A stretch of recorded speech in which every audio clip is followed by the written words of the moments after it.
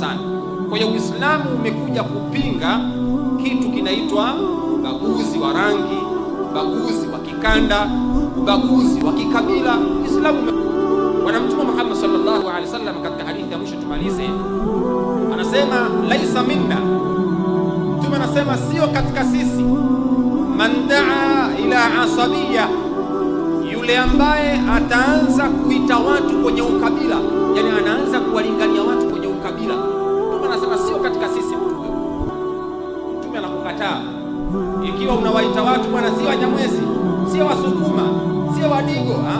Mtume anawakataa, laisa minna man daa ila asabiyya, sio katika sisi yule ambaye analingania watu katika ukabila.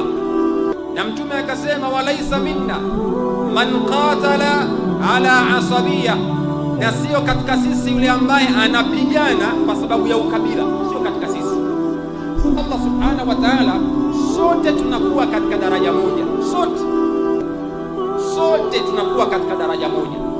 Siku ya Kiyama watu hawahukumiwi kwa sababu huyu Mnyamwezi, huyu Mzaramo, huyu Msukuma, la, au huyu pengine Mwarabu, huyu Muhindi, huyu Mzungu, la. Siku ya Kiyama mtahukumiwa kila mmoja kwa matendo yake. Waqifuhum innahum mas'ulun, Mwenyezi Mungu anasema wasimamisheni hao, hakika leo ni wenye kuuliza. Sio Waarabu wasimamisheni hapa Waarabu, wasimamisheni hapa Waswahili, wasimamisheni hapa Wahindi. Waqifuhum innahum mas'ulun, maana yake wote tasimamishwa, mtaulizwa. Bali hakuna kubaguliwa mbele ya Allah subhanahu wa ta'ala.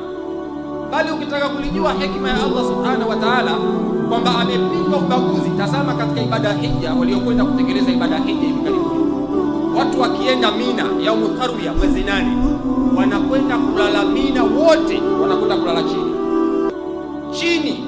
Hakuna huyu Mwarabu, huyu Muhindi analala juu ya kitanda, huyu pengine Mchina analala juu ya gorofa, hakuna. Wote sheria ni moja, wote wanalala chini. Mweusi, mweupe, mwekundu, rangi gani, wote. Mwenyezi Mungu hapa anaonyesha hikma ya kwamba wanadamu ni kitu kimoja. Wakitoka Arafa wakija kulala Muzdalifa, wanalala, hakuna mtu kama jamani mwekeni gorofa, mwekeni pale, hakuna cha gorofa, wote watalala chini.